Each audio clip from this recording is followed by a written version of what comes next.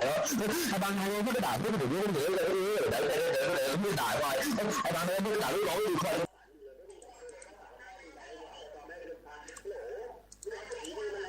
User was kicked out of your channel.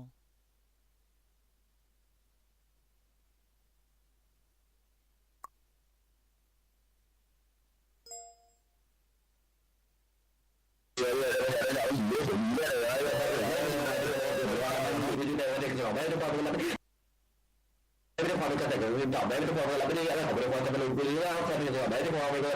ở đây cái khoa với lúc làm học cùng từ bên ngoài để có cha mẹ cái khoa hái cái học được khoa cũng có đi chặt chơi với khoa cái để bảo biết gì lúc bên ngoài thì cái tổng cái tên nó bảo hello hái cái bảo đấy cái khoa thì tổng đấy cái khoa là cái để kia học được khoa thì cái bảo nói cái khoa với cái lại là học được khoa thì là đấy là học được khoa thôi thôi, học được cái là học được khoa thì là đấy cái khoa thì cái bảo đấy cái khoa thì cái đấy cái khoa thì cái đấy cái khoa là cái là học được thì là cái khoa cái tổng đấy cái khoa là mà được khoa thì cái học được lúc mà đấy cái khoa thì bây giờ cái này là khoa cũng bắt đầu tôi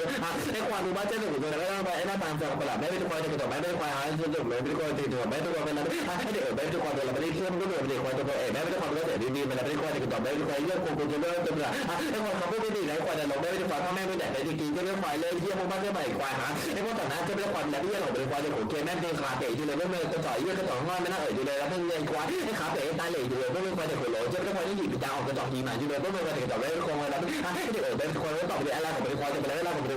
khoa thì cái đó cái khoa thì cái tập đấy cái khoa nó tập để là cái khoa tôi khoa cái khoa thì khoa tôi số mà mấy cái khoa thì cái cái tập đấy cái khoa là cái là cái khoa cho nên là cái cái nó chỉ cái không phải đều phẳng nó bị cái khoa thì cái giỏi dương khoa cho nên cái phẳng tôi cái cái người lên khoa để mấy cái khoa thì cái tập đấy cái cái nó làm khoa cái khoa thì tập đấy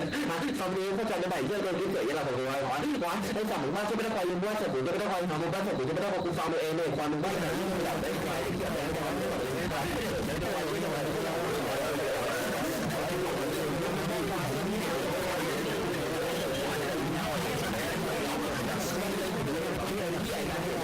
trò chơi lo một cái ảnh chụp đi, qua một cái ảnh chụp đi coi cái đảo mình để thì đã khỉ ra qua đúng ba cái bài coi thì khỉ mấy cái qua thì trò mấy cái của lối chơi đấy nó gì nhau nó cái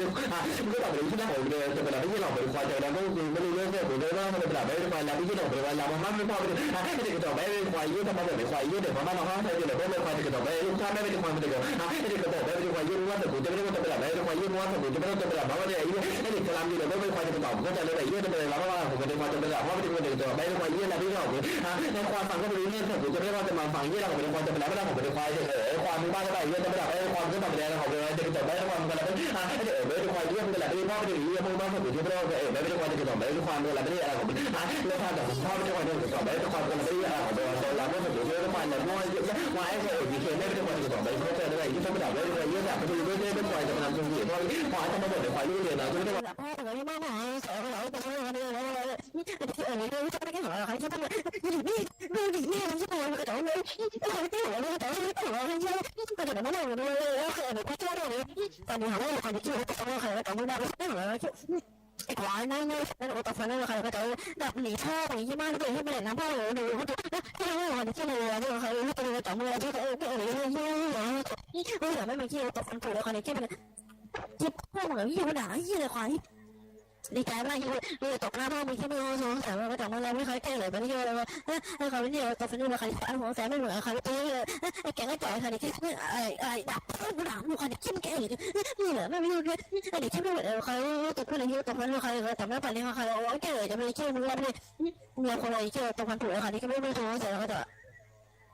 ตายเหี้ยมึงว่าเลยแต่ว่าเด็กที่มามองแล้วเหี้ยต่อยกับพ่อว่ามึงต่อยกับพ่อมึงติเหี้ยเลยติเลยใช่ไหมไอ้เด็กที่เลยว่าตัวฟันผุเลยคือในพี่ได้ปันเลยเขาทุเรศว่าเราไม่เคยแก้อะไรวันนี้เหี้ยไอ้ควายเขาตัวฟันผุเลยเขาต้องสอนแก้เลยแต่เด็กไม่ได้ขี้ควายเขาจ่อยให้มึงมองไอ้เหี้ยไอ้เหี้ยเขาแต่ว่าตัวฟันผุเลยเขาแค่ปันเลยเขาตัวเหี้ยเลยมึ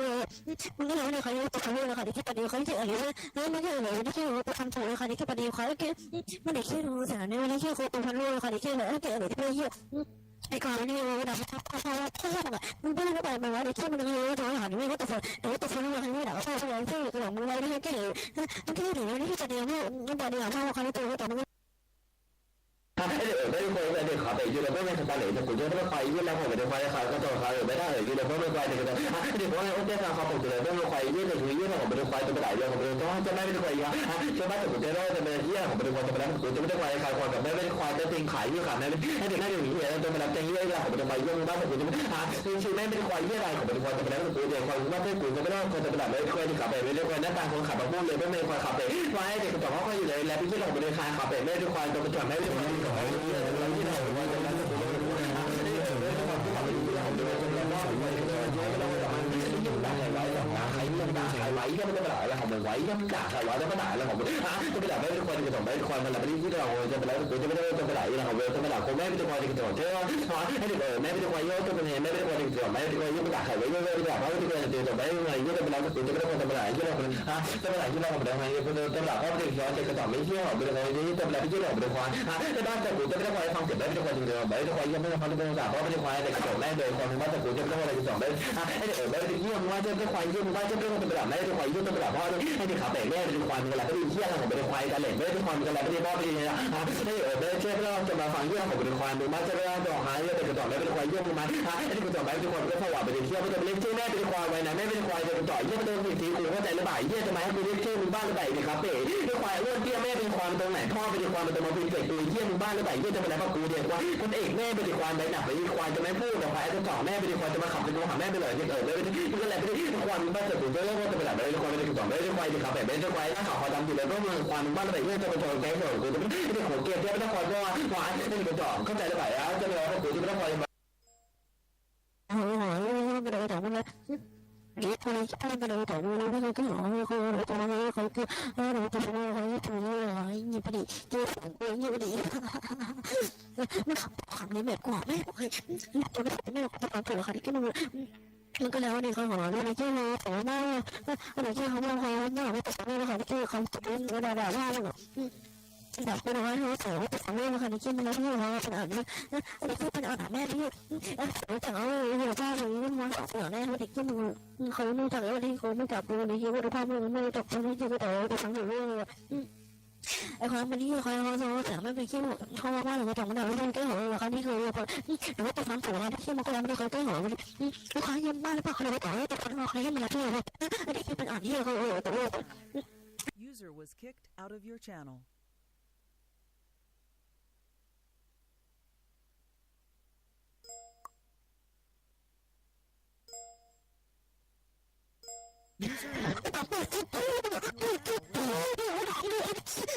User was kicked out of your channel.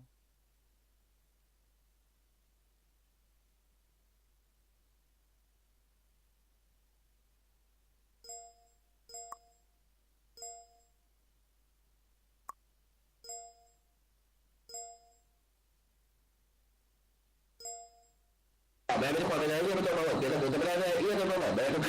bên này bây giờ màพ่อbên ngoài yêu cô nào là bên ngoài thì cái tổng bên ngoàiก็ตอบไปคือในหัวรถเนี่ยนั่นคือเป็นยาวจะต้องมีหลายอยู่ในด้วยว่า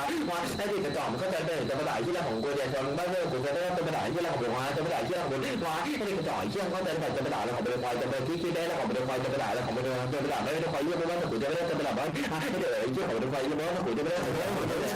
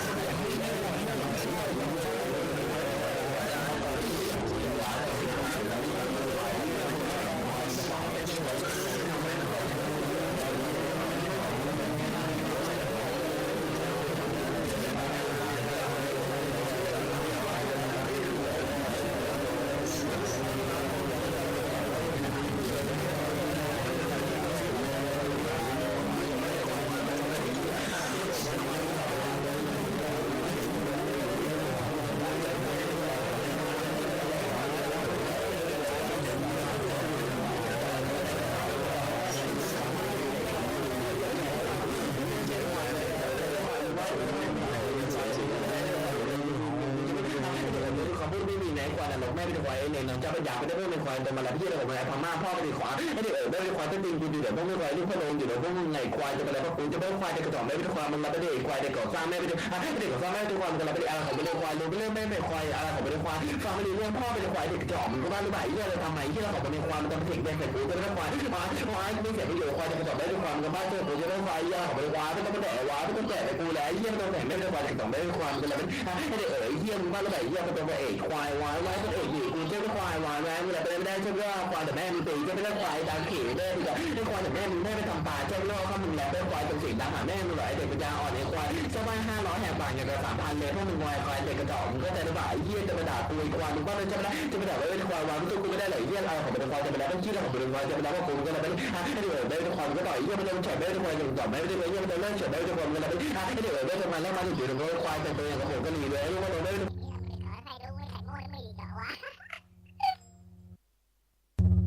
พวกมึงไงเด็กกระจอกเยี่ยมันจะแล้วกูจะไม่ต้องไปแล้วที่เราไปแล้วขาเป๋แม่